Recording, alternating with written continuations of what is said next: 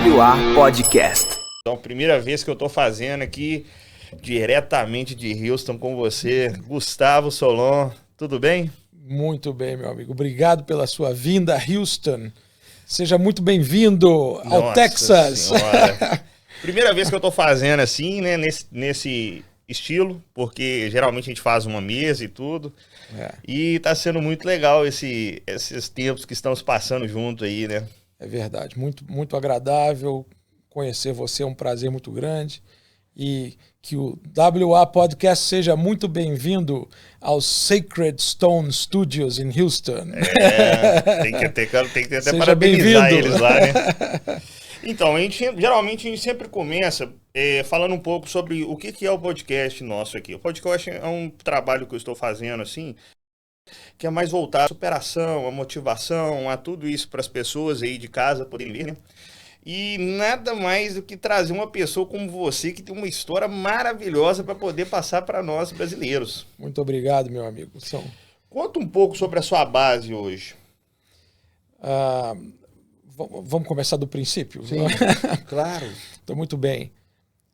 20 anos de idade, buscando meu primeiro emprego e a porta se abriu na Texas Company, Texaco, empresa de petróleo do estado do Texas, no Brasil. E comecei minha carreira trabalhando para uma empresa texana com operação no planeta, operação global, e no Brasil iniciei minha carreira na área de óleo e gás, onde permaneci por muitos anos e no meio dos anos 2000, 2008, 2009, eu fui trabalhar na área de geração de energia. Então saí do mercado de óleo e gás, fui para a área de geração de energia, trabalhando para Caterpillar Power Generation. Quando a gente ouve falar em Caterpillar, a gente pensa logo em equipamentos, caminhões, tratores, etc. Esse é um braço da companhia. Mas antes, a Texaco, você começou a trabalhar nela, mas você trabalhou em alguma empresa brasileira ou não? Não. Nunca trabalhou, foi direto para uma empresa americana já? Foi. Meu primeiro emprego foi com a Texaco e foi através do amigo que você conhece muito bem, que nos apresentou, que você entrevistou, Vladimir Costa, foi meu chefe, foi quem abriu a porta para o meu primeiro emprego. E aí ele te abre o primeiro emprego e você tinha alguma faculdade ou não? Você estava fazendo Eu estava alguma coisa? Cursando a minha faculdade de Direito naquela época. Estava prestes a me graduar. Estava no finalzinho, no 7º período de Direito. No 7º período de Direito, aí já veio essa proposta e aí você teve que vir morar nos Estados Unidos. Não, primeiro eu fui morar em Belo Horizonte, trabalhar diretamente com o Vladimir e a equipe dele. Eu era apenas um vendedor, né? Era um representante de vendas, era o título. Eu era vendedor de gasolina, ia nos postos fazer pedidos, entender os volumes, lubrificantes, etc, etc. E lá fiquei por um ano. Um ano depois, uma porta se abriu, voltei para o Rio de Janeiro e onde fui trabalhar perto do vice-presidente, que era americano, que chamava-se Sr. Bruce Comrie. E o seu Bruce, por eu falar inglês, me colocou muito próximo dos americanos que frequentavam o escritório central da Texaco no Rio de Janeiro.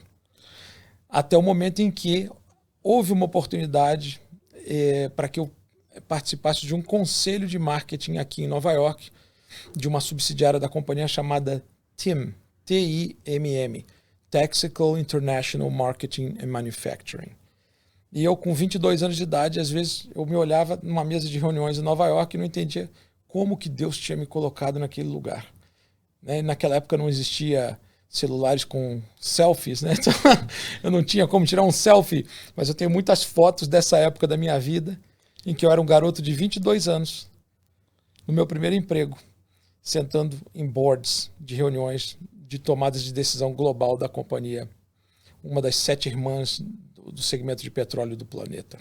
Então, foi assim que Deus abriu essa porta para mim e eu permaneci com a Texaco por longos anos. Até que... Aí você já começou a morar aqui nos Estados Unidos. Aí eu fiquei aqui muitas vezes, eu morei aqui muitas temporadas. Né? Um ano aqui, um ano fora. 2 anos aqui, um ano fora. Depois regressei ao Brasil. E quando deixei a Texaco, porque a Texaco foi vendida para a Chevron, numa operação de Mergers and Acquisition global, eu fui contratado pela Caterpillar. E a Caterpillar me contrata no Brasil e me manda para o Chile, um mês depois. E eu fiquei no Chile 3 anos. Você fica no Chile 3 anos pela Caterpillar. E você forma na sua graduação de advogado, de direito no caso, e você traz algum outro tipo de curso americano, desenvolve alguma coisa aqui nos Estados Unidos de graduação ou não? Você permanece como advogado? Eu tive que cursar um LLM, que é um mestrado em direito americano. Por quê? Porque no Brasil você se gradua, você se submete à prova da Ordem dos Advogados do Brasil para você estar licenciado. Aqui nos Estados Unidos, você se gradua e você se submete ao BAR, que é, vamos dizer, a OAB de cada estado. Certo. Então você tem uma habilitação para praticar o direito naquele estado em que o BAR te concede uma licença. Então, para eu sentar para o BAR do estado do Texas, eu tive que fazer o meu LLM, que é o mestrado Latin Legis Magister, certo, no estado do Texas. E me submeter para o BAR do estado do Texas.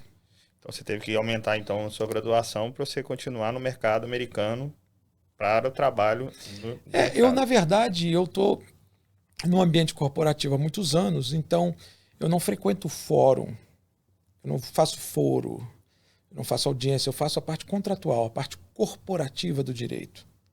Eu fazia foro no Brasil, onde eu tinha um escritório de advocacia e tinha advogados trabalhando comigo, para mim. Eu tinha grandes contas no Brasil, eu era advogado de uma empresa, não sei se existe ainda no Brasil, chamada Telemar, uma empresa de telefonia muito grande.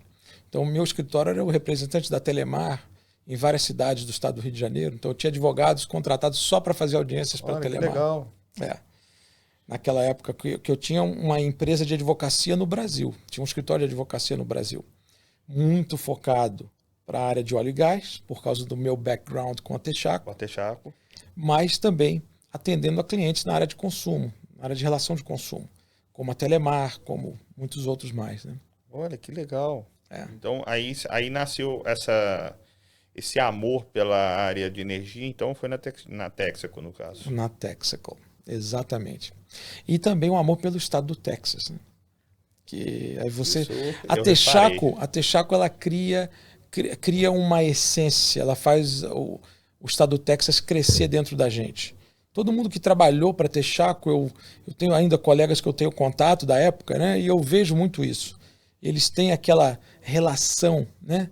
Uma relação criada, não só com a marca, como também com a cultura do Texas, que a empresa carrega, né? Carrega eternamente. Legal. E aí, logo depois que ela é vendida, você ainda fica nela ou você sai dela? Eu fiquei uma temporada. Muitos colegas da parte de downstream, que é a parte de postos de serviço, foram para Ipiranga, que a Ipiranga comprou, adquiriu no Brasil, por exemplo, uma grande parte da rede de distribuição de combustíveis, né? E muita gente do upstream, que é a parte de produção, continuou com a Chevron no Brasil. Eu saí, fui para a Caterpillar trabalhar na área de geração de energia HFO, que chama-se Heavy Fuel Oil. Por que você foi para a Caterpillar? Porque me fizeram uma oferta muito boa.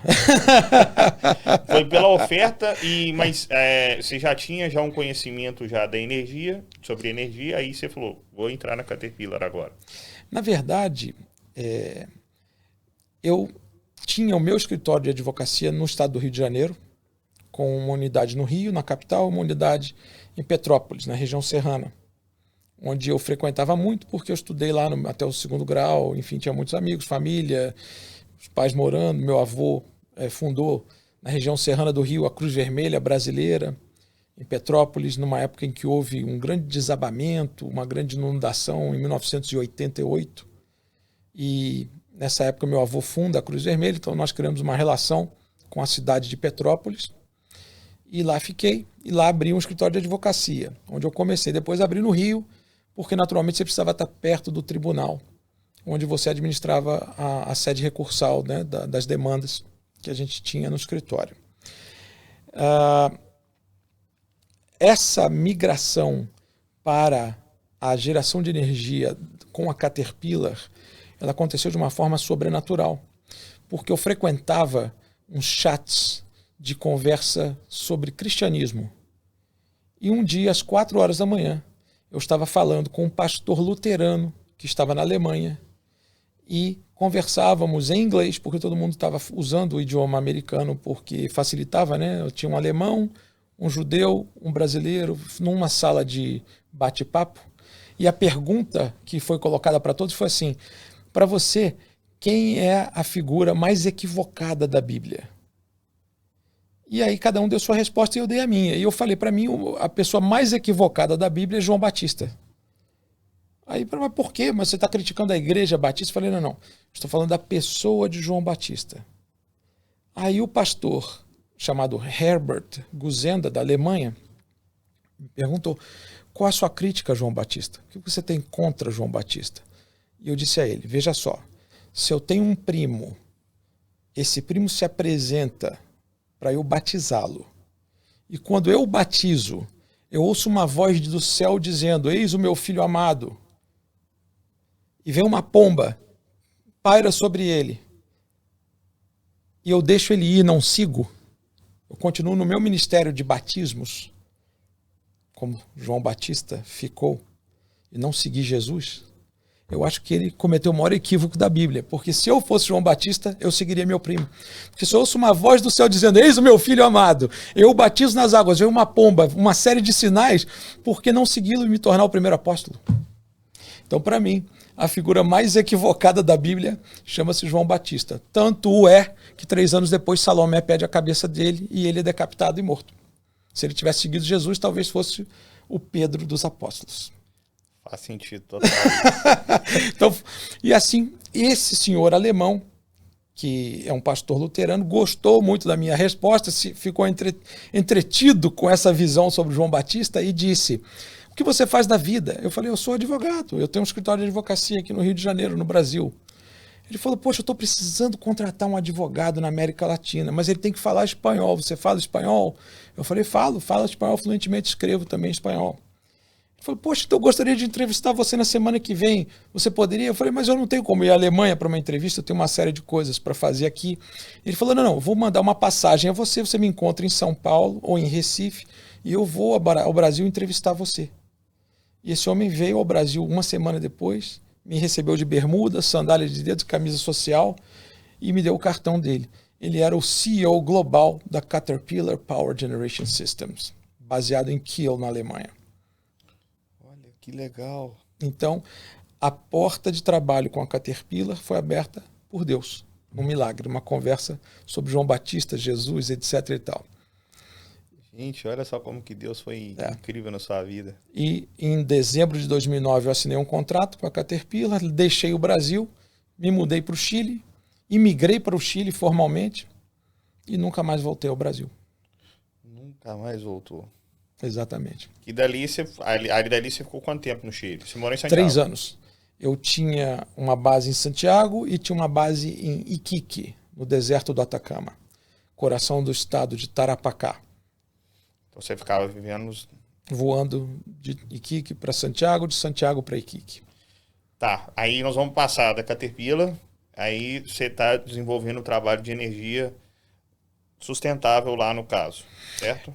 Lá foi um projeto de HFO, que é Heavy Fuel Oil, que é um óleo pesado de petróleo, é um combustível pesado em que você queima, ele gera uma borra e você queima novamente. Com essa queima você gera energia elétrica. Para você ter uma ideia da dimensão desse projeto, o Chile importava energia da Argentina. Do momento em que as chaves dessa usina foram entregues ao governo do presidente Sebastián Piñera, o Chile passou a vender energia para Mendoza, Salta, o norte da Argentina inteiro. Olha. Então esse foi o tamanho, a magnitude do projeto. Foi muito interessante. E você que deu o start dele? Eu fui o gestor da construção e da operação desse projeto inteiro por 3 anos. 3 anos. Aí, a partir do 3º ano, o que aconteceu? Qual foi o próximo salto no gap na sua vida? Eu tive uma oportunidade para iniciar um trabalho na área de energia renovável no estado do Texas. Foi criada uma demanda pela maior companhia de utilidade pública dos Estados Unidos, chamada CPS Energy, para que fosse desenvolvido um programa de projetos solares de geração de larga escala. Projetos Alamo, The Alamo Projects. E eu tive a oportunidade de ser o diretor de desenvolvimento desse projeto. Então, Desse momento em diante, eu passei a frequentar a cidade de San Antonio, Texas, onde é a sede da CPS Energy, que é a maior companhia de utilidade pública do governo americano. E lá começamos a desenvolver projetos de solares para jogar energia no grid do estado do Texas, que chama-se ERCOT, controlado por essa entidade. E a CPS Energy comprava energia renovável para jogar no grid e vender para as residências dos moradores da cidade de San Antônio e arredores. A CPS cobre 18 cidades do estado do Texas. E aí, isso logo depois que você larga a Caterpillar, então você tem essa proposta do Texas, então, para poder fazer esse trabalho. Desenvolver esse projeto. Para desenvolver esse grupo de projetos. E quando que nasce o feeling para começar, que você entende, que você fala assim, olha, eu tenho que focar em energia sustentável? É muito simples. A energia renovável, as matrizes renováveis, elas se tornaram comercialmente viáveis no final de 2009 e início de 2010. Eu entro nesse segmento em 2014. Quer dizer o seguinte, eu estou lidando com uma criança de 5 anos. Tem muito para crescer. Muito mesmo. Nós estávamos falando sobre isso aí. Hoje, essa criança está com 10, 12 anos. Ainda tem muito para crescer. Então, você pode dizer que o começo dela foi em 2009. A comercialização da energia renovável em larga escala nos Estados Unidos, ela tem início em 2010. Nós estamos falando, então, em 13 anos. Exatamente. Em 2019, por exemplo, uma curiosidade. Sim. O presidente Bolsonaro tinha no Brasil, que é um país continental, como os Estados Unidos, ele tinha uma usina de larga escala sendo construída pela Enel, no estado do Piauí, produzindo 187 megawatts. Era a única usina de larga escala do Brasil no ano de 2019. Hoje, o atual governo do PT recebeu o Brasil com uma matriz com mais de 20 gigawatts. 20 gigawatts de produção renovável em 4 anos no Brasil. Quantos que é hoje aqui, só no Texas? Só no Texas, 44 gigawatts só no Texas. Nossa senhora. Então nós estamos falando, então, só no Texas é maior que o dobro do Brasil inteiro. É o dobro do Brasil inteiro. É. E falando aqui... Agora, um dado curioso para você e para sua audiência, se tiver interesse. Claro. Um dado interessante, um dado curioso.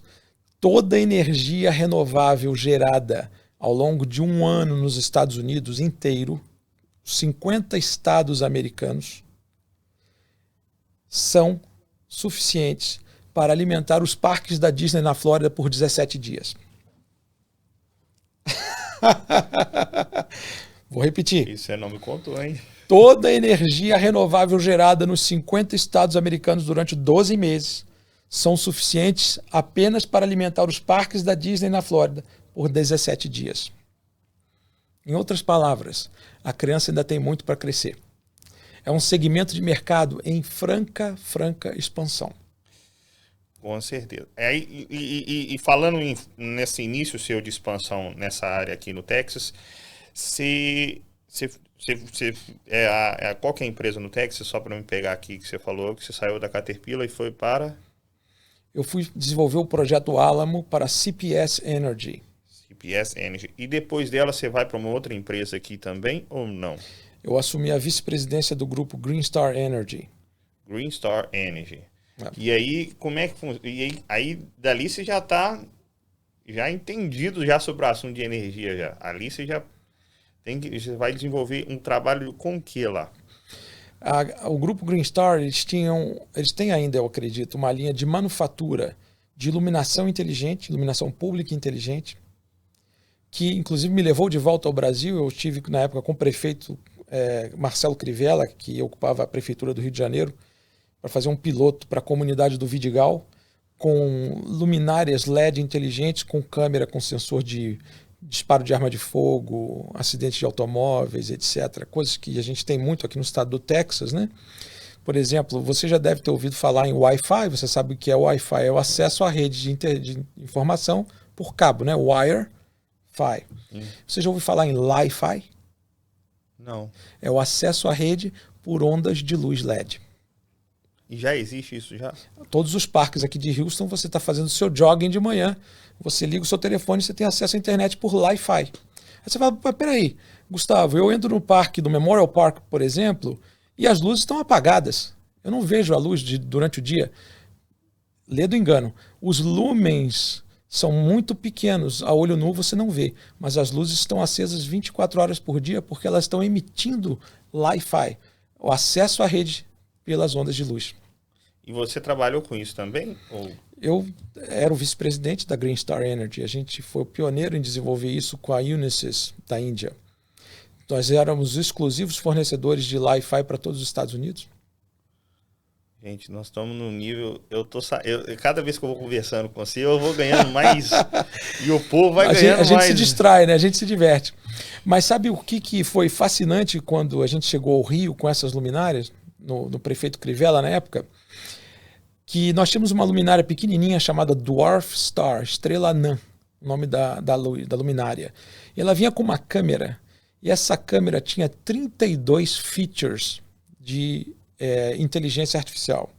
Então, por exemplo, se a lâmpada instalada com a câmera e embaixo do poste há um acidente ou num raio de alcance da luminária, há um acidente, 2 carros batem, imediatamente ela dispara um sinal para a autoridade policial mais próxima. O carro da polícia chega até aquela luminária, o policial abre um tablet e ele baixa as imagens do acidente em Wi-Fi. Então ele vai, volta e vê quem tinha razão e quem não tem. Aquelas imagens são vendidas pela municipalidade para a companhia de seguros, para registrar o sinistro. Sim, sim. Então a municipalidade compra a luminária e ela vende os dados para a companhia de seguro. Ela vende os dados para a Secretaria de Segurança Pública. Ela vende os dados para uma empresa de cartão de crédito, por exemplo, que quer saber qual é o perfil do consumidor que mora no raio de operação daquela luminária. Por isso que a gente chama de projetos Smart City, cidades inteligentes.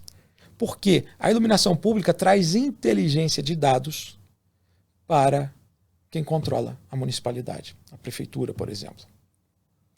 Ou uma secretaria. Mas deu certo quando você trouxe para o Rio? Meu amigo, lamentavelmente tudo no Brasil envolve percalços burocráticos, percalços de corrupção, percalços de conflitos de interesse. Então, infelizmente, o projeto não foi adiante. Nossa, muito triste, né? Mas nós doamos muitas luminárias para a empresa de iluminação pública do Rio de Janeiro, que inclusive as instalou no bairro de Botafogo, estão lá até hoje, em sede de teste, né? Mas as compras nunca foram efetuadas. E hoje aqui já é normal em todos os lugares aqui no Texas ter... Se você pegar a I-10, a Interestadual 10, que leva você de Houston até Los Angeles, você vai ver essas luminárias em toda essa rodovia. E pode entrar, acessar o Wi-Fi tranquilamente, que você curtir. As luminárias contam quantos caminhões passam por dia, por noite, por hora, quantos automóveis, quantos cavalos, quantas motocicletas. Falando em dados, eu queria que você falasse um pouco também sobre... Entra nessa parte aí, a parte do quando você chega ao Quest, no caso. Ao Quest foi um projeto que a gente desenvolveu. Eu tive a oportunidade de participar com o meu amigo e sócio à época, Eduardo Menga, que era diretor da TV Record de Televisão no Brasil. E o Eduardo criou uma ferramenta, uma tecnologia maravilhosa que permitia as televisões medir a audiência sem depender dos institutos de medição como Ibope, Nielsen e outras agências. E foi um projeto maravilhoso, cabeça genial do Eduardo. Ele contrata desenvolvedores de tecnologia, programadores, para criar uma linguagem e desenvolve um aplicativo em que você fazia o download. E quando você interagia com esse aplicativo, você fornecia à rede de televisão ou o desenvolvedor de um programa de televisão um perfil demográfico da audiência com precisão absoluta. Deu certo? Olha, tanto deu certo que em 2013 o Eduardo consegue vender o uso desse aplicativo para o Partido Republicano fazer a campanha do presidente Donald Trump. Ela foi uma dos canais mais importantes para o Donald Trump vencer aqui nos Estados Unidos? Ou pelo menos conduzir a campanha dele. Eu não posso dar o louro integralmente para o aplicativo, Sim. no aspecto da vitória da eleição republicana em 2014. No entanto, eu posso totalmente dar o louro ao aplicativo para a condução da campanha e a condução dos dados apurados no público eleitor do Como Donald que Trump. chegou aqui nos Estados Unidos esse aplicativo? Você pode contar pra gente? O Eduardo e os outros sócios da companhia, que eu não vou fazer o disclosure por uma questão de não ter avisado a eles antes que estaria aqui com você hoje, Tranquilo.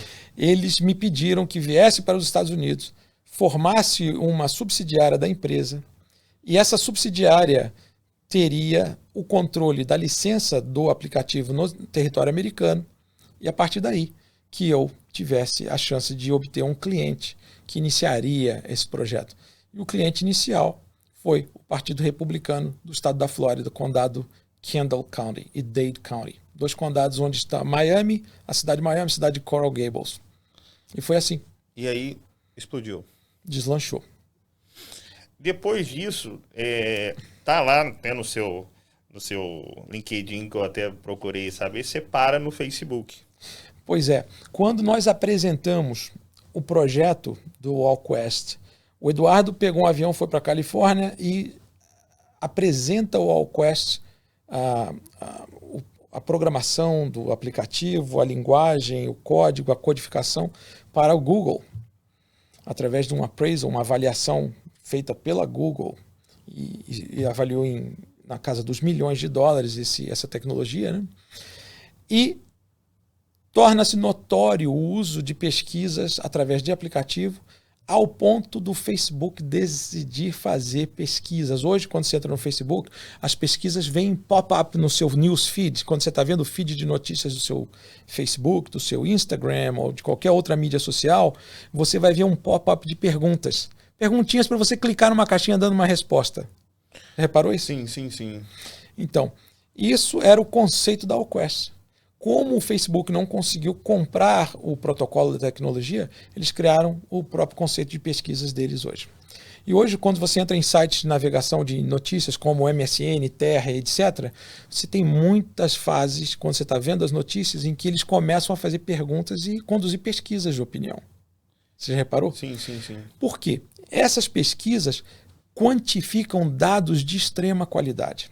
Extrema qualidade demográfica, extrema qualidade geográfica, extrema qualidade em todos os aspectos que você possa imaginar, gênero, idade. É simular uma pesquisa de mercado mesmo para porém simultânea. uma mídia. Exatamente. Simultânea e que a triagem é feita pelo usuário.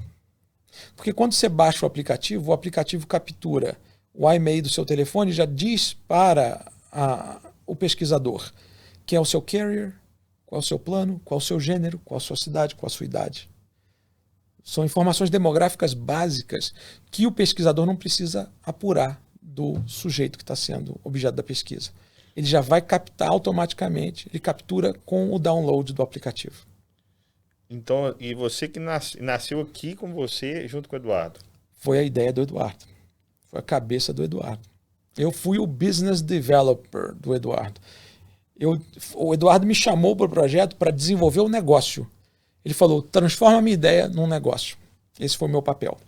Você hoje você hoje se elege como business development. Eu sou um business developer. A minha empresa aqui em Houston, ela é uma empresa de business development. O que é isso? Você tem uma ideia de um negócio. Digamos, você vende hot dogs, cachorros quentes. E você contrata a minha empresa para eu criar um formato de negócio para escalar o teu negócio. Uma consultoria? Exatamente. Por isso o nome da minha empresa é TB Consulting. Atualmente você está na TB Consulting. Hoje você é o eu dono sou dela. Presidente da TB Consulting. Presidente naquele. Isso. Gente, o rapaz tem uma sala bonita, viu? Eu vou falar a verdade, que sala bonita que o homem tem, viu, gente? É o sonho. O sonho do brasileiro ser hoje, estar na América, ele é difícil? Eu queria que você tirasse essa pergunta. Olha, meu amigo, eu acho que nada nessa vida é fácil. Tudo que é fácil geralmente não tem valor. O que é difícil cria valor. O que é conquistado carrega valor, atribui valor. Uma métrica muito boa para a gente entender o que eu estou te falando é: se o caro não fosse bom, o barato não existia. Faz sentido total. Se o caro não fosse bom, o barato não existia. Então, aquilo que agrega preço, agrega valor, geralmente tem mais qualidade, mais benefícios, traz mais fruição do que aquilo que não agrega valor, não carrega valor. Que é o que você emprega hoje no seu trabalho, hoje, fazendo uma análise dessa frase, né, que você disse. Exatamente. Você pode chegar para mim com um produto maravilhoso. Você pode chegar com um relógio pintado de ouro. Mas se eu não agregar valor a ele, você não vai conseguir vendê-lo por o quanto ele vale realmente.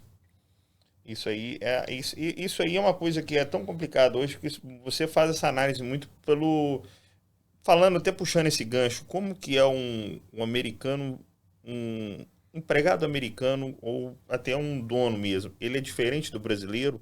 Qual que é a diferença dele em negociações hoje também? Sem dúvida. A diferença existe através da métrica de raciocínio. O brasileiro que vem para a América, na minha leitura, ele deveria deixar o Brasil e não trazer o Brasil com ele.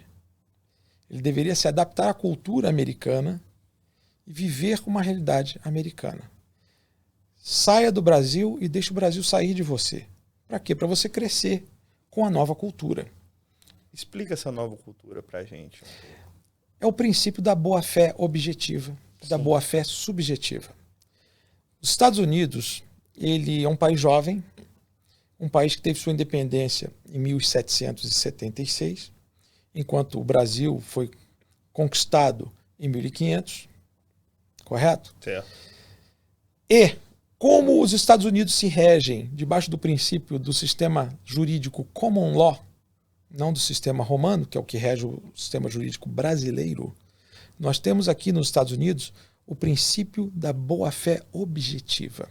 Isso quer dizer que tudo que o americano te fala é verdade, até que você prove que é mentira. Tanto é assim que coisas corriqueiras que se fazem aqui, no Brasil você jamais faria. Você assinaria um cheque de $5.000 e colocaria no correio para pagar alguém em outra cidade? Eu assinaria? Você pega um cheque no Brasil de R$5.000, você assina um cheque ao portador de R$5.000, certo, coloca no envelope, bota no correio e manda para outra cidade. Se você mora em Belo Horizonte, você mandaria para Contagem um cheque de R$5.000 pelo correio? Com certeza correriam bastante risco. Pois é. Aqui, como o princípio que rege é o princípio da boa-fé objetiva, você pode fazer isso. Porque se alguém extraviar o seu cheque, alguém roubar o seu cheque e depositar numa conta, são 3 anos de prisão sem fiança. E no estado do Texas não tem prisão especial. Não tem fiança. Então, ou seja, é o princípio de você ser... Quando você fala princípio da boa-fé, é honestidade. Exatamente. É a boa-fé objetiva. No Brasil, o princípio que rege é o da boa-fé subjetiva. Fala um pouco sobre essa ideia romana, só trazendo. Por que ela? Só para explicar ao público. Muito bem. Quando você ingressa no Brasil com uma ação judicial, o que você tem que fazer quando você começa um processo no Brasil? Você tem que juntar todas as provas. Você tem que provar que você está falando a verdade. Em outras palavras, aqui tudo é verdade até que se prove que é mentira. No Brasil, tudo é mentira até que você prove que é verdade. Essa é a boa-fé subjetiva. Isso aí que é a diferença hoje que você vê. Na minha visão, isso causa uma diferença métrica no comportamento social do país. Traz um exemplo para nós disso. Eu não tenho chaves da minha casa. Eu nunca tranco a porta da minha casa. Eu nunca tranco a porta dos meus escritórios. Você foi lá no meu escritório, você viu. As portas do edifício não tem maçaneta, não tem fechadura. Isso é a boa-fé. Por quê? Porque se o criminoso entrar, ele sabe que as sanções serão aplicadas. Ele sabe que ele não gostaria de ser preso no estado do Texas. Não é bom. E numa mesa de negócios hoje, aí você faz essa análise. Ontem nós estávamos até antes, a gente ficou aqui uns 2 dias antes falando, né, sobre isso, e eu estava com você conversando com algumas pessoas que são amigos seus, e a gente fez uma análise, assim, depois, né, no final, como que isso é interessante, esse princípio da boa-fé, porque a negociação, ela é direcionada, ela é mais solúvel, Transparente. mais transparente, ela se resolve com uma tranquilidade enorme, coisa que no Brasil você não vê isso, assim, em um momento, quando você sempre está ali com um certo pé atrás, né, para te Com dizer medo, a com verdade. fobia, porque a malícia é muito grande. A malícia é muito A grande. malícia é muito grande, a falta de transparência é muito grande. E aí, isso em cria tudo, um no geral. ambiente mais hostil para negociações. Sim, com certeza, Não é? exatamente. Falando em diferenças, por exemplo, algo que eu acho que nós comentamos em algum momento. Eu perguntei a você, onde fica o foro trabalhista aqui na cidade de Houston, no Texas? Onde está o fórum trabalhista? Onde o empregado vai entrar com uma ação trabalhista contra o empregador aqui no estado do Texas? Não tem, não existe. Não existe foro trabalhista. Só existe foro civil. Se o empregado está insatisfeito com o patrão, o que ele faz? Vai à vara civil. Inicia um processo civil de reparação. Porque não existe foro trabalhista. Porque todo empregado e o empregador no estado do Texas funciona num regime chamado at will. Emprego at will. Como funciona esse Você é livre para pedir demissão e eu sou livre para te demitir a qualquer momento. Não existe estabilidade, existe performance. Explica um pouco isso. Se você tem uma boa performance, eu não quero te demitir. Eu quero te promover. Se você não tem performance, eu vou te demitir. Hoje... E quais são as regras do empresário aqui? Quais que são os cumprimentos de ordem que ele tem que fazer? Se ele falhar, há um desacato ao empregador. Lógico, todos os critérios de harassment, que são os assédios, né? Assédio moral, assédio sexual, enfim, todos os tipos de harassment são punidos civilmente em todos os 50 estados americanos, especialmente aqui. No estado do Texas, um critério muito rigoroso é a pontualidade no pagamento de salários. Nenhum empregador no estado do Texas gosta de correr o risco de atrasar o pagamento. Por isso nós contratamos empresas que rodam nossas folhas de pagamento com muita precisão. Ah, então existem hoje empresas que fazem o trabalho de folha de pagamento, então. Gigantescas, é. Que você não pode falhar um detalhe, que aí sim. O payroll é algo muito importante, porque é o único compromisso do empregador com o empregado aqui. Se eu te contrato, você sabe que eu estou me comprometendo a pagar o seu salário pontualmente, recolher os seus tributos pontualmente. Vou te dar mais um exemplo, falando em empresa, falando nisso, a gente está trazendo agora uma comparação brasileira, que isso é uma coisa, que é a dificuldade trabalhista que é geral. Pagamento, fluxo de pagamento, você atrasa um pagamento aqui, qual que acontece aqui no caso? Não sei. Hoje não tem uma regra estabelecida que pode Não sei te responder porque a gente não atrasa. Porque quando você atrasa o pagamento de uma fatura, uma invoice comercial, por exemplo, você está dando ao seu credor o direito de pedir a sua falência.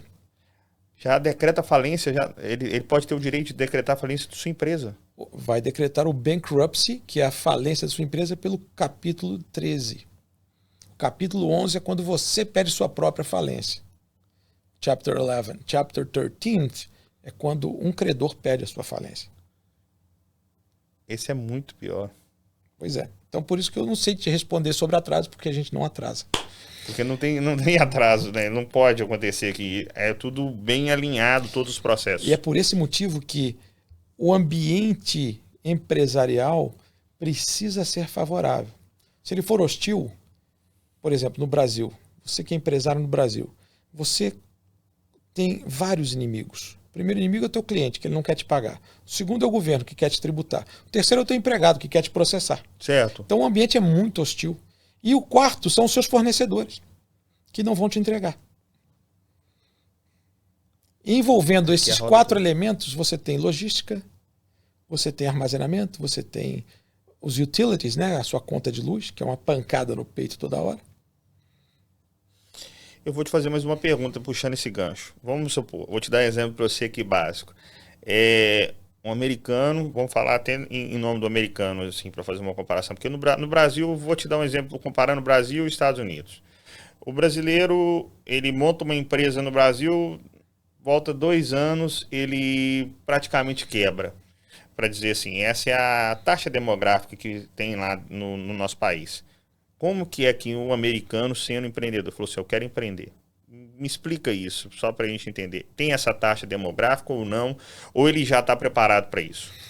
Eu acho que em todo mercado você está sujeito às intempéries. Você está sujeito aos riscos comerciais que qualquer negócio envolve. Se você lida com perecíveis, se você lida com risco, liability, né?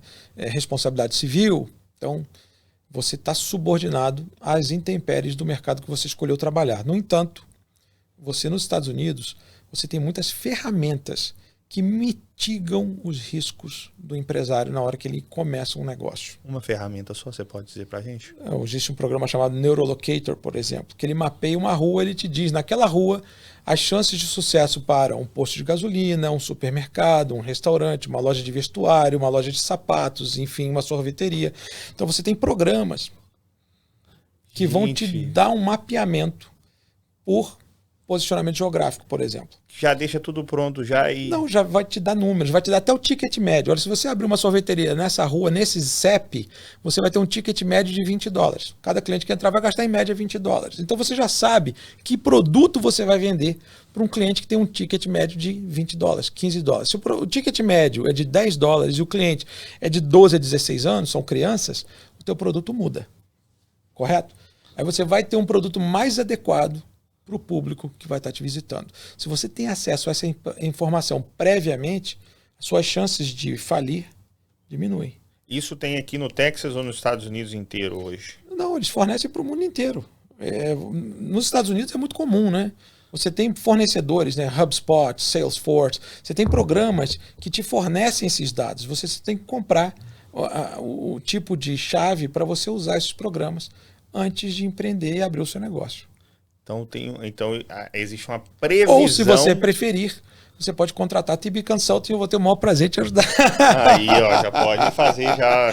Depois eu vou deixar no final, eu vou deixar o cartão seu lá para o pessoal ver, porque isso é muito bom para as pessoas saberem o caminho que é o caminho americano. Isso aí nós estamos trazendo aqui hoje, é mais que uma entrevista, né? Isso aqui é uma aula sobre como é a condução na América hoje do empresário, como que é as negociações. Então, assim, eu estou muito satisfeito de conversar com você. Assim, eu passando esses dias com você, eu estou vendo como que a minha cabeça está sendo aberta aqui por um Poxa, que bom, motivo eu fico americano. feliz por poder participar disso na sua vida e fico feliz de você ter vindo também, porque se a gente fala português, né, a gente revive as experiências, né, mata as saudades, é muito bom. Com certeza. Eu queria voltar agora um pouco, assim, nós falamos um pouco do business americano e tudo, mas vamos voltar para a sua área, porque eu acho que a sua área ela é uma área fantástica para a gente poder explorar mais, para a gente poder falar mais.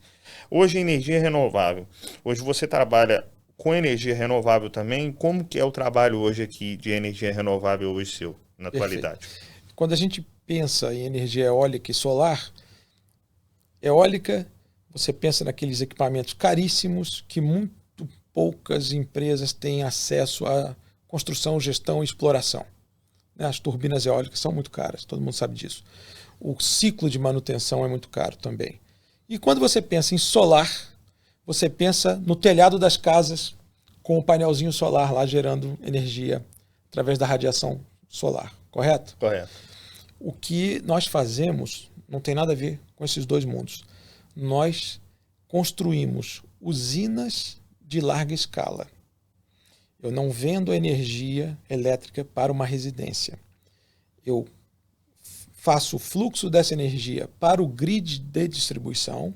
Que são as vendedoras, no caso de energia. E as companhias de utilidade pública, que no Brasil são chamadas de concessões, aqui são utilities, elas pegam essa energia que nós geramos e colocamos no grid e vendem para o consumidor final, para as residências.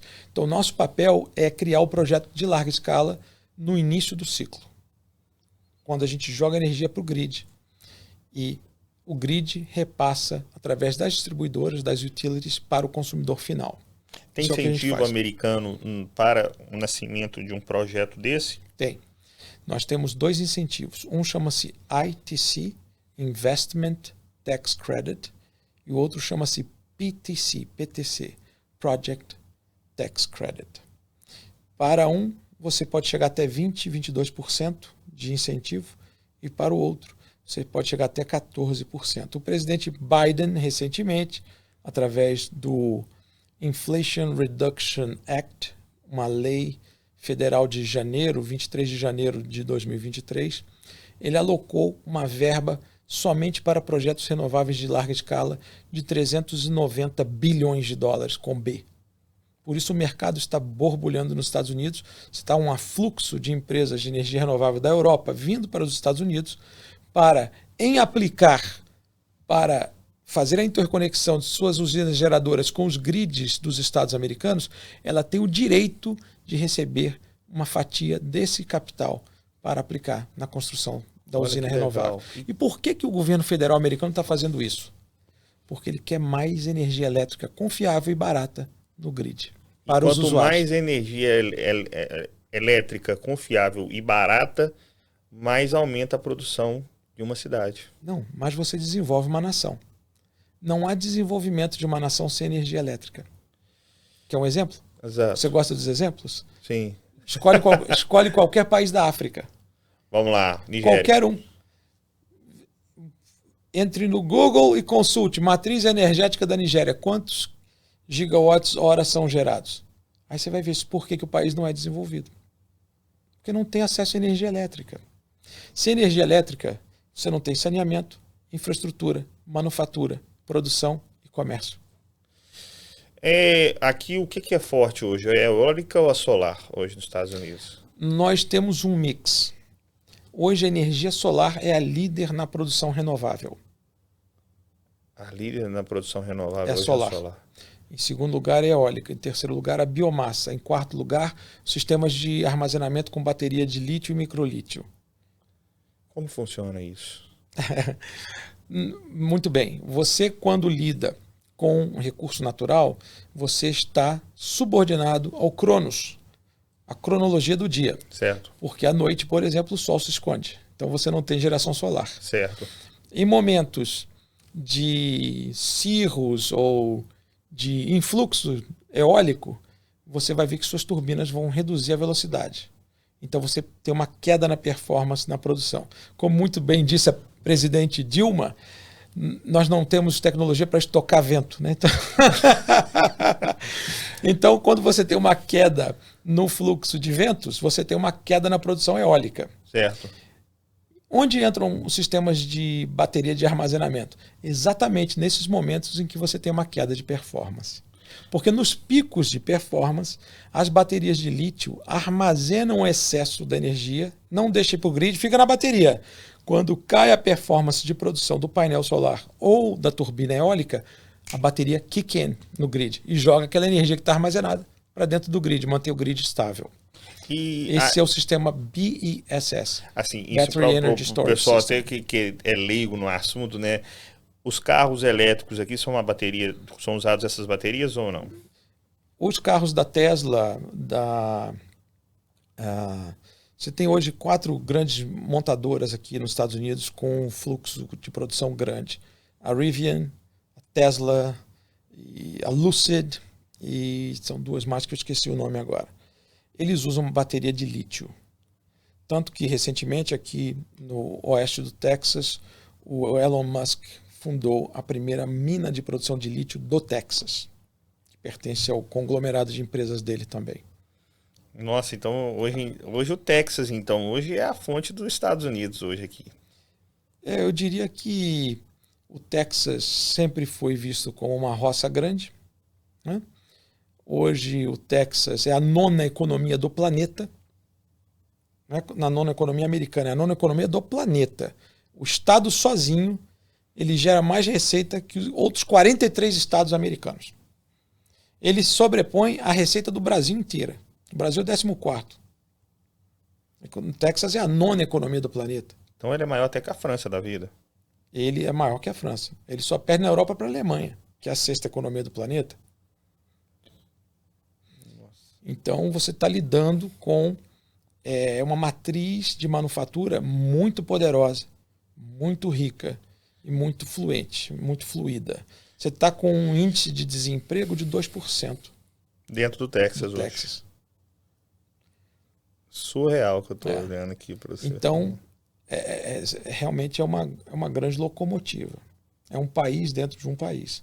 Uma curiosidade do estado do Texas é que, quando você andar por aí, você vai começar a reparar, que agora eu vou te contar, você vai ver que a bandeira americana, esse é um dos poucos lugares nos Estados Unidos em que ela pode flamular à mesma altura que a bandeira do estado do Texas. Eu vi isso dentro do supermercado hoje. Sabe por quê? Porque o Texas era uma república. Ele foi separado do México na Batalha do Álamo, em 1883, se tornou uma república. O Texas tinha sua moeda própria, sistema bancário próprio, sistema legislativo próprio. Por isso que o Texas é dos poucos estados que tem um Capitólio no mesmo formato do Capitólio em Washington, D.C. Entendi. E, por ter sido uma república, a condição para ele se unir aos Estados Unidos da América foi que a bandeira do Texas sempre voasse à mesma altura da bandeira dos Estados Unidos. Então, quando você andar pelas ruas do Texas, você vai ver a bandeira americana flamulando à mesma altura da bandeira texana. Olha que legal.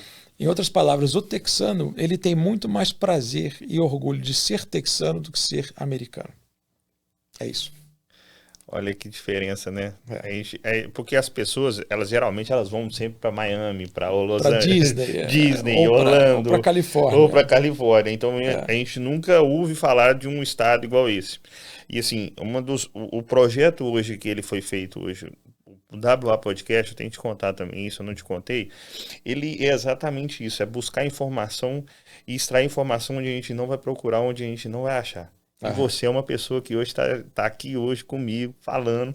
E nós estamos descobrindo coisas muito novas para as pessoas. E, assim, essa interação ela é muito interessante. Eu não sei se você concorda comigo. E ela traz tanta informação legal que faz a gente refletir um pouco sobre a nossa vida.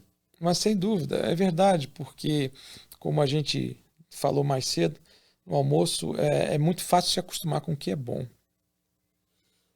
Porque o que é bom eleva o seu julgamento, o seu padrão, os seus limites, os seus conceitos. E eu acho que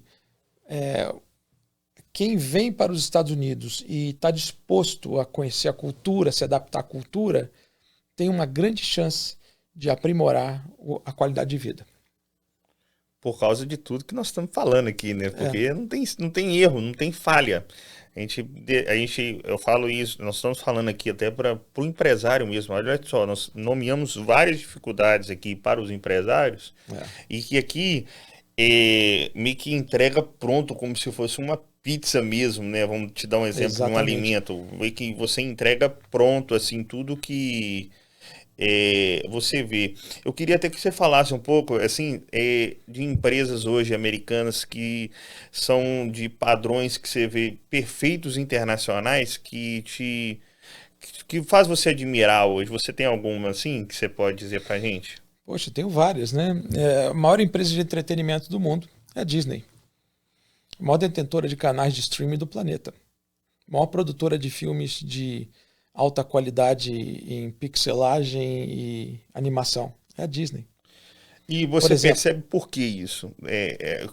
Eu queria que você falasse como um olhar de consultor do negócio.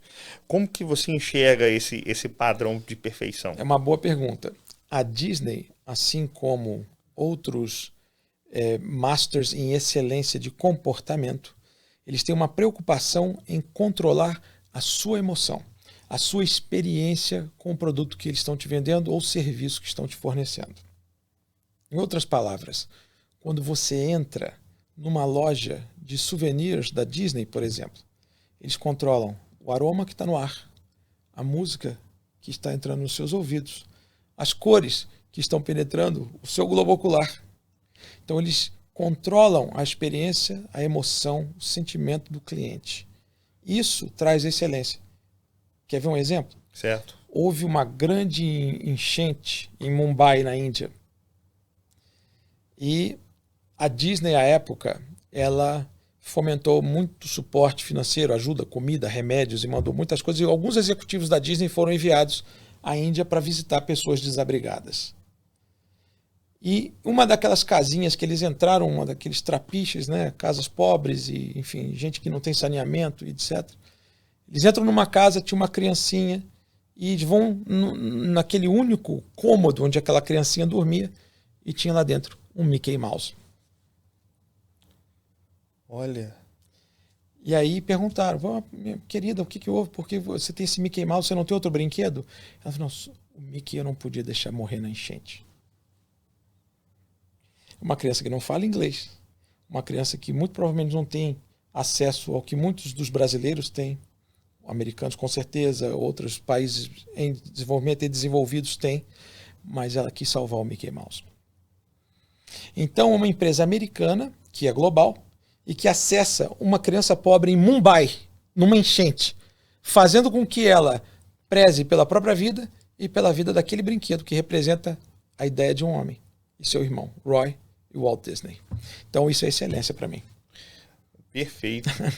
Vamos falar mais uma? Assim, o público aqui, ele tem que ficar, assim, admirado com a sua pessoa, porque cada segunda aqui você traz um difusor diferente aqui. Mas tem vários segmentos, né? Você tem alimentação, traz. A gente falava de McDonald's recentemente, fast food, né? Uhum. Todo mundo sabe, fast food é pra gente como eu, que sou gordo, que gosto de comer, como besteira, o Warren Buffett, que toma café no McDonald's todo dia, né? E o presidente Donald Trump, que come Big Mac todo dia. Enfim. No entanto, o que o McDonald's está vendendo para você no Brasil, ou para você na Europa, para você aqui nos Estados Unidos, não é a comida que você está comendo lá. O McDonald's está vendendo para nós a oportunidade de chegar num lugar e fazer assim. Isso quer dizer Big Mac, batata frita e Coca-Cola. Se eu fizer assim, quer dizer McChicken, batata frita e Coca-Cola. E se eu fizer assim, McFish, e se eu fizer assim, cheddar. Completo. Em outras palavras, sem você abrir a boca, ele controla a sua experiência, ele já sabe a emoção que você vai ter e você já sabe o que você vai aproveitar. Ao ponto de só de eu estar falando para você que isso significa Big Mac, uma coca, uma batata, você já está salivando. E quem está assistindo o podcast agora já está salivando, já está sentindo o gosto da mostarda, o gosto do ketchup, o gosto da batata frita do McDonald's. Porque eles têm uma excelência do controle da experiência, da emoção do cliente. Então, são esses modelos de marketing que, na minha opinião, fazem dos Estados Unidos o que os Estados Unidos são. A excelência do capitalismo. A excelência, mas aí quando você coloca experiência, ela é uma coisa que modula muito um negócio aqui dentro. Você falou em 2 exemplos aqui de experiências dentro do negócio. Uhum. Você quer puxar mais um gancho de mais uma experiência que você já viu aqui, de alguma empresa que tem esse tipo de experiência? Naturalmente. Vamos falar então de Walmart, vamos falar de groceries, né? Supermercados americanos. Você já parou para pensar por que as bebidas, os refrigerantes ou os líquidos são sempre o último elemento dentro de qualquer supermercado americano? Por que a bebida não está logo na entrada? A bebida fica lá no fundo da loja. E você já reparou por que quando você abre a geladeira e pega uma bebida, assim que você vira para continuar sua caminhada, imediatamente o que está na ponta da ilha? Os chips, Doritos, Funyuns, batata frita. Por quê? Porque eles estão controlando a sua experiência. Primeiro eles te levam até o fundo porque eles sabem que quando você entra você está com sede. Porque seu instinto não é de se alimentar. Seu instinto é sempre de não faltar água, que compõe 44% do nosso corpo. Então existe um estudo do Neurolocator que mostra que das compras de groceries, supermercados, no mínimo 22% delas serão líquidos. Então, o que eu tenho que fazer com isso? Se eu já saio com essa vantagem na matéria de informação, eu tenho que te levar primeiro para o líquido. Que eu já sei que no mínimo 22%. Se você for gastar $100, $22 você vai gastar com bebida. Correto? Então, te levar lá para o fundo da loja.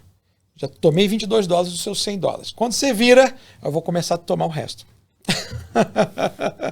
Isso é muito legal. Por exemplo, Existe uma fábrica de sucrilhos aqui, que não é a Kellogg's, que faz um sucrilho chamado Captain Crunch. Por que a imagem do Captain Crunch foi colocada na parte de baixo da caixa e foi tirada de cima para baixo da caixa? Porque para estar na altura da criança ver. E não na altura do pai ver. Porque quando legal. Eles baixaram a imagem para a parte inferior da caixa, eles aumentaram a venda em 43%. Que a criança quer comprar o bonequinho, que ela vê o Capitão Crunch, não o pai. Se a caixa é muito grande, se a imagem do Capitão está lá em cima, a criança não vê. Se está lá embaixo, a criança vê e pede para o pai comprar. Então são perfis de excelência de negócio que controlam o mercado de uma forma maravilhosa, porque mantém o fluxo de caixa. Se eu mantenho o fluxo de caixa de um produtor de sucrilhos, por exemplo, eu mantenho empregos. Eu mantenho a produção de milho, eu mantenho a ponta, o varejo. Sim. E isso serve e se aplica para todos os segmentos de mercado, meu amigo. Não, e assim, falando também disso, só para dar um fechamento, gente, análise de informação traz a experiência do cliente. Exatamente. Total. Porque isso aí é uma coisa que nós lá no Brasil, brasileiros em geral, eu percebo que não faz isso. Não tem essa determinação e essa estratégia enganjada para poder multiplicar o negócio dentro das empresas lá em geral. E sim, você deu exemplos aqui que impactam demais a necessidade de um cliente. E que às vezes nós vamos falar lá do caro e do barato agora, voltando, né? Exatamente. Que aí você pode colocar o preço que você quer num produto, você pode determinar, porque você já tem uma informação que já é trazida por... isso seria aplicativos, esses neuro... Não, são programas. Você compra acesso a esses programas, você cadastra a sua empresa e você vai fazendo queries, gerando questionamentos em cima das informações que você quer as respostas. Eu queria que você falasse um pouco também de uma coisa interessante que nós conversamos. O que foi Deus nos seus negócios? É fundamental, né? É aquela história, você negar a existência de Deus como o grande cuidador, consumador daquilo que você acha que planeja, você está sendo muito inocente. O Dr. Enéas Carneiro, que foi candidato à presidência no Brasil, foi político, foi deputado federal, ele, como homem da ciência, como homem de muito conhecimento, ele dizia: eu não posso negar a existência de Deus pela simples análise do genoma humano. Pela simples análise dos cromossomos, ele não pode negar a existência de Deus. Qualquer pessoa que tem um mínimo de cognição, negar a existência de Deus, está assinando o certificado de ignorante. Essa é a minha leitura. Então, na minha vida, eu, até para estar aqui com você hoje, eu tenho certeza que foi planejado por Deus como um criador muito maior do que todos nós, muito maior do que eu, maior do que você, maior do que a vontade, nossas vontades humanas. Ele decide. Eu não sei quem vai ouvir essa entrevista, eu não sei quem vai estar assistindo isso do outro lado.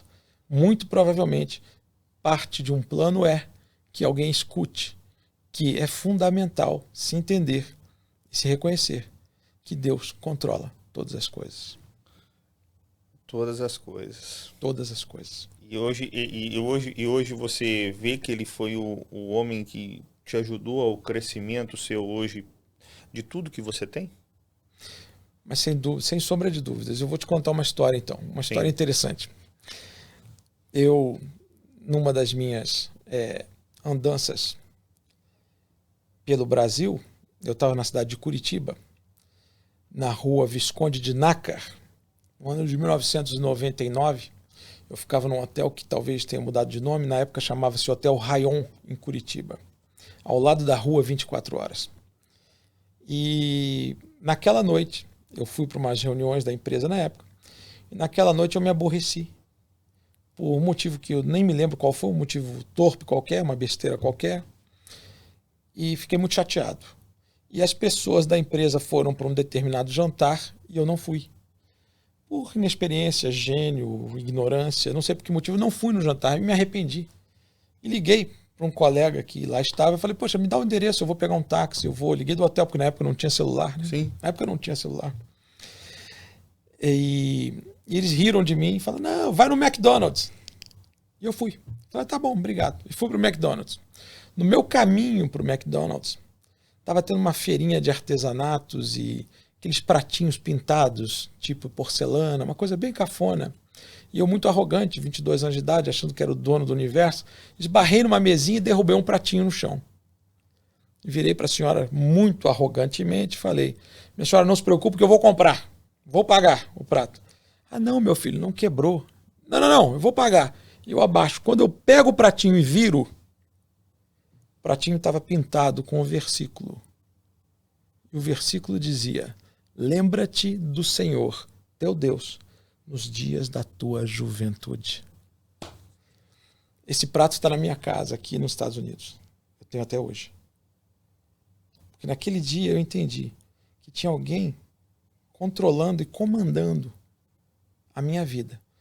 Aqueles colegas que foram naquele jantar e me excluíram daquele jantar foram todos presos naquela noite porque houve uma briga no restaurante. A polícia estava procurando drogas e houve um aborrecimento, foi todo mundo preso. E o único funcionário que não estava na cadeia no dia seguinte era eu. E naquele dia, o seu Bruce Conry, que era o vice-presidente da Texaco, aqui de Austin, estava lá em Curitiba, tinha que ter alguém que traduzisse para estar com ele, tirar ele do hotel, botar no aeroporto, levar de volta para o Rio de Janeiro. Adivinha quem estava? Adivinha quem foi trazido para os Estados Unidos com o seu Bruce Conry? Você. Foi assim que eu vim para os Estados Unidos. Foi Deus. Por causa de um restaurante. Não. Porque eu li, entendi e honrei que eu deveria lembrar de Deus nos dias da minha juventude. Eu tinha 22 anos. Aquele pratinho, aquela mensagem, aquela palavra de Deus, naquele momento de irascido, aborrecido, foi o que me trouxe para os Estados Unidos, por exemplo. E mudou a minha vida. Olha só, que interessante. E, assim... Isso eu não tinha te contado. Não, isso aí você não tinha contado. Você me contou muitas coisas, mas eu estou tentando trazê-las aqui, porque é muita informação e a gente até tem um pouco tempo para falar sobre tudo. Mas eu queria te pedir uma coisa para você. Porque eu fiquei, assim, muito encantado com aquele vídeo. Eu queria até deixar no final do episódio. Por favor. Eu posso deixar aquele vídeo seu, aquele trabalho que você fez lá? Claro que pode. Como eu te falei... Como que foi ele, né? Você pode contar. Algo que eu tenho como um hobby e que eu gosto muito de fazer é produção artística de música gospel, de música cristã. Então, o que me entretém muito? Usar talentos do mercado de comunicação americano para que façam louvores no idioma português, que é o idioma do Brasil. Ou vice-versa. Trazer talentos brasileiros para cantar em inglês, músicas gospel ou versões, né? Eu não sei se você tomou conhecimento, mas na minha caminhada, na minha passagem de vida no Brasil, eu tive muito contato com muitos talentos do Brasil. Eu ainda tenho muitos clientes que são talentos no Brasil, né? Então isso me acabou aguçando um lado artístico, porque como eu toco instrumento, toco piano, toco teclado, gosto também de bateria e outros instrumentos, então eu tenho isso como um hobby. Então, você está totalmente autorizado, claro, pode publicar.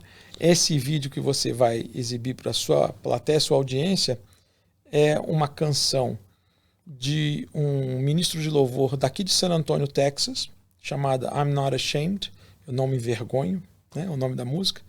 Quem canta é o Dominic Shaw, que era um artista da Universal Pictures na época, e é um pastor evangélico lá no estado da Flórida, na cidade de Apopka. E você tem também nesse vídeo Darian White, que é um cantor da Sony Music, aqui dos Estados Unidos, também muito bom. E os músicos são os Bruno Brothers, que tocam com Israel Ralton, que é um grande ministro de louvor americano também. Então, meu hobby é produzir essas canções de uma forma gratuita e publicá-las, dar publicidade a elas para que pessoas tenham um entretenimento cristão de alta qualidade. E que alta qualidade. Porque muitas vezes você vai na igreja, você recebe uma mensagem maravilhosa, mas o louvor é medíocre. Nem sempre o louvor é muito bom.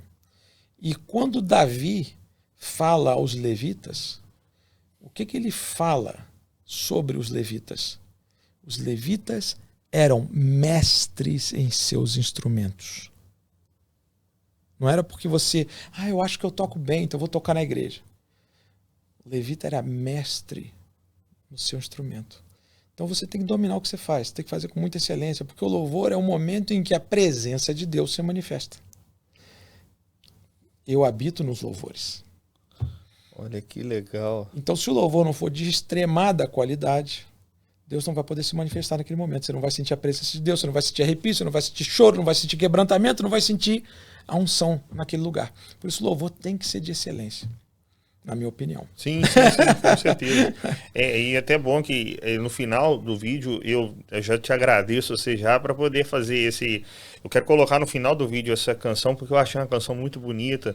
Essa mistura, né, do americano com você cantando ela também, né? Achei assim...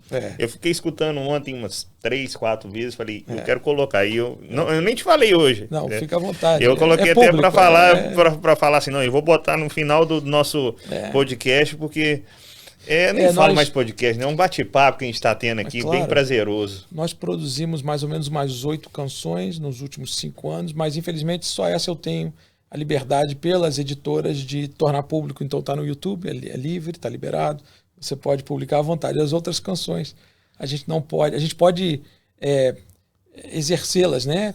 Executá-las em público, mas não posso publicá-las no YouTube. Porque envolve direitos autorais dos autores e de compositores e detentores dos direitos de distribuição e tudo mais. Entendi. Mas essa canção, ela está livre. E assim, hoje atualmente você trabalha, só voltando aqui no nosso gancho aqui, porque a gente já está quase no fechamento já. E assim, não era para ser isso, né, gente? Mas como o tempo nosso é curto aqui também, você tem que trabalhar seus negócios, tem que correr, a gente tem que viver. Eu queria que você falasse na atualidade hoje. Atualmente você está na TB Consulting, você tem outros negócios aqui hoje em Houston, perdão, eu estava confundindo com Holanda, olha só como é que brasileiro é. Sim, nós temos algumas empresas voltadas para a área de energia, outras voltadas para a área de construção civil. Construção civil? Custom homes, casas customizadas. Como que funciona isso? Aqui nos Estados Unidos, quando você vai à Flórida, por exemplo, e aluga uma casa para temporada, para ficar com sua família, você vai reparar que aqueles condomínios têm as casas todas iguaizinhas, cores parecidas, modelos parecidos. Essas são as chamadas tract homes. Tract homes. São casas padrão, em que você compra de uma construtora, geralmente de grande volume, e você escolhe algumas características, mas elas seguem um padrão. As casas que a nossa empresa constrói, elas são customizadas, elas são de acordo com a vontade do cliente. Então são unidades totalmente diferentes desse padrão que você vê muito na Flórida, você vê muito em condomínios de grande volume. São custom homes. Então nós temos uma empresa que fabrica, constrói casas customizadas de alto padrão. É porque na Flórida praticamente hoje não tem o custom homes. A pessoa meio que já compra ela pronta já. Como se fosse um... tract home. Tract home, né? Tract home. Não, você tem custom homes em todos os estados americanos. No entanto, o perfil do cliente que compra casas na Flórida nem sempre comporta uma casa customizada, por causa do valor. Porque geralmente quem compra na Flórida hoje... Você tem 36% dos clientes que compram residências na Flórida, single family homes, são estrangeiros. Brasileiro. O brasileiro representa 2%. É mesmo? É. Qual que é a maior fatia? Até desculpa. Canadá. Por que o canadense procura Orlando? Porque ele sai do inverno. Ele passa o inverno na Flórida. Entendi, faz sentido. O segundo maior comprador é o inglês. United Kingdom. Reino Unido. Escócia e Inglaterra. São os segundos maiores compradores. Os terceiros maiores compradores são os chineses. E em seguida vem os hispanos. Aí você tem porto-riquenhos, Costa Rica, Venezuela, Colômbia, etc. E na 8ª posição, os brasileiros. 8ª posição? Eu não imaginava. Eu imaginava assim, pelo boom, né, imobiliário que eu vejo. Porque eu vejo assim... Como eu estou lá, eu vejo muita gente indo, muitos real estate, muitos deles indo para lá, fazendo conferências em hotéis. Então tem muitos lugares. Então eu achava que eles eram os fortes, assim, hoje. Os brasileiros eram os fortes lá nos Estados Unidos, em Orlando, né, em específico. Infelizmente, com a indexação do dólar, o preço do dólar hoje, até 2020, você tinha o brasileiro gastando na faixa de 8 bilhões de dólares por ano só com compras de varejo na Flórida. Compras de outlet, Sim, comida, sim. etc. 8 bilhões em média. E, infelizmente, nos últimos anos, com o dólar chegando a R$ 5, agora está 4 e pouco, né?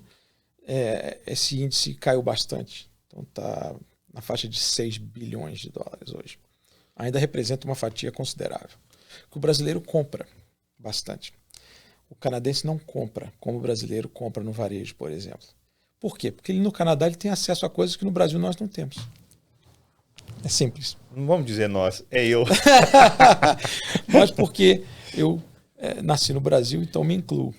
Sim, sim, sim. É. E legal você transparecer isso também pra gente, né, que é brasileiro e que tá nessa batida sofrida, né? Porque assim, a gente vê, eu venho fazendo, eu tenho até que ser sincero com você, esse episódio é o número 10 e ele marcou muito pra mim, porque hoje ele tá mudando totalmente a minha visão de empresa e eu espero também que mude vocês também, porque o que está acontecendo aqui hoje é uma coisa muito diferente, porque você está fazendo comparações aqui surreais aqui do que é um mundo perfeito, para te dizer. Olha, meu Você pode amigo, até me eu quebrar. gostaria de dizer que os Estados Unidos estão muito longe da perfeição.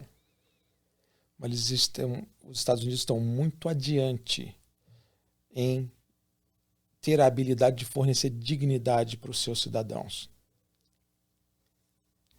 Estão muito longe da O que é perfeição. ser dignidade? O que é essa dignidade? A dignidade, por exemplo, é quando você entra no YouTube e vê os nossos irmãos brasileirinhos que vão lá para a Flórida para botar brick no chão, fazer pintura de parede, ou ser pedreiros, ou ser lavadores de pratos, etc. Eles têm a dignidade de pagar um aluguel, comprar um carro, comprar uma roupinha, comprar um telefone. Isso é dignidade. Coisa que o Brasil, que tem uma riqueza pujante, não dá para o seu povo. O povo não tem dignidade de sequer comprar carne, comprar comida. Isso, sabe, eu não gosto muito de falar no aspecto gestão política do Brasil, porque como a gente estava dividindo na outra hora, o Brasil vai tomar 2 gerações para se reeducar. Uma geração vai ser reeducada e uma geração vai reconstruir o Brasil. Como eu já tenho 47 anos e cada geração toma em média 26 anos, eu não vou assistir o Brasil reconstruído. Eu já provavelmente não estarei aqui mais, se eu não chegar aos 100 anos, não estarei mais aqui. Então, é uma pena, porque o Brasil que eu conheci não existe mais. E não existirá no tempo em que eu estarei aqui nessa terra. Lamentavelmente. Lamentável, lamentável. E assim, dizendo mais, e isso também é para trazer também o conteúdo. Esse conteúdo que nós estamos falando aqui, gente, é para tentar trazer soluções para as pessoas. Eu quero lembrar isso para vocês, porque é muito importante dizer isso aqui, simplesmente falando para a câmera e falando para você, porque o que você o que eu quero trazer mais não é ter o canal somente. Eu acho que é ter o conteúdo, trazer pessoas como você e te dizer meus parabéns. Obrigado, meu amigo. Por você ter vencido assim, eu acho que é vencer na vida, não sei se é a palavra é certa, você pode até me responder o que significa vencer na vida, mas quer falar isso até? Eu acho que vencer é você acordar de manhã todo dia tendo a disposição de cruzar aquele dia com alegria, com regozijo. Em outras palavras, você encontrou alegria na sua vida hoje? Você pode ter encontrado tempos atrás. Não, um dia muito feliz foi quando eu me casei. Um dia muito feliz foi quando meu filho nasceu. Um dia muito feliz foi quando eu ganhei um carro do meu pai. Você encontrou regozijo na sua vida hoje? Você encontrou alegria hoje? Então, para mim, vencer na vida é você encontrar alegria diariamente. Ter motivação para cruzar aquele dia novamente. Ter a paz de deitar, dormir e saber que amanhã será melhor ainda. Será mais frutivo, mais proveitoso. E hoje o que te motiva hoje? que te move hoje nos negócios, no business? Essa pergunta eu vou te fazer no fundo do seu coração, porque eu quero atacar o seu coração por um motivo que eu conheci você. O que te motiva hoje o business? Olha, claro que todo mundo trabalha para alcançar a cenoura na frente do burro. Certo. Você quer o dinheiro, você quer o pagamento, você quer o retorno financeiro daquele esforço. Chega um ponto na sua vida, isso serve para qualquer pessoa, na minha visão, na minha leitura. Digamos, se você chega num certo volume de capital de giro, não estou falando de receita bruta ou líquida, capital de giro, quando você chega naquele patamar em que você já não tem mais o que comprar, o que conquistar, o que fazer, aonde ir, onde viajar, nesse momento você alcança a maturidade de vida, na minha visão. O que me motiva hoje é manter uma vida madura como pessoa. Isso é, manter a minha estabilidade de fluxo de caixa de maneira em que, tendo mais ou menos, não impacte no meu encontro do regozijo da felicidade ao longo de cada dia. Você conseguiu fechar várias perguntas aqui. E assim, Deus está colocando também aqui até o fechamento da nossa conversa aqui. Ele está fechando até muito bem, né? Que nós estamos chegando num ponto aqui já de fechamento já. E eu queria, além de te agradecer, geralmente a gente faz um fechamento de palavras aqui no final.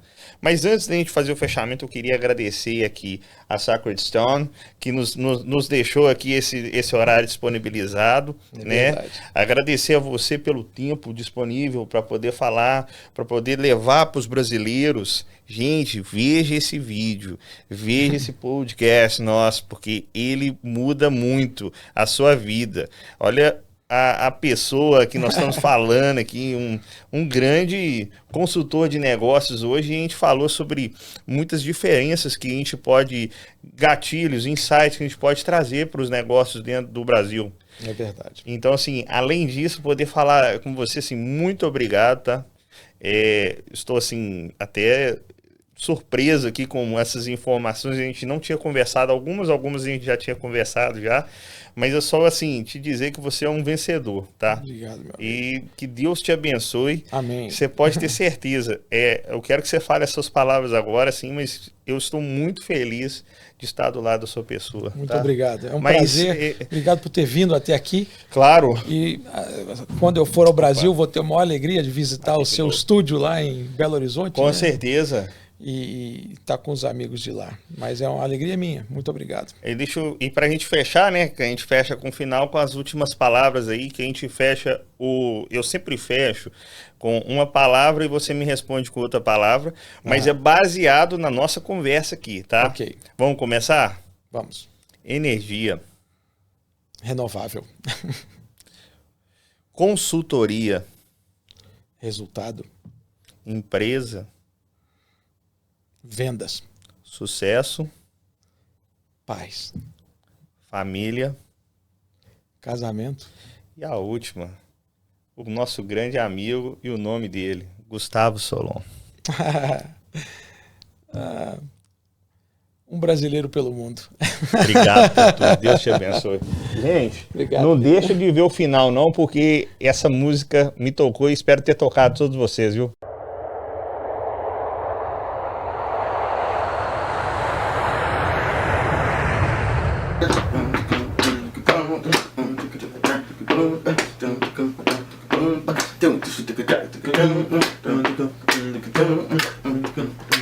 You can hit on every other one. Dora, vou te adorar.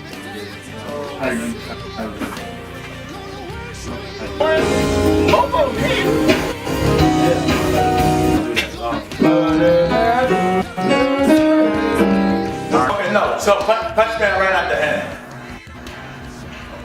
He's gonna send me the stuff I'm working on. Everybody. So you want us to sing Lord? Pass us out. Do you really want to change that word? Or Come on, put your hands together. This is dominion. for Brazil.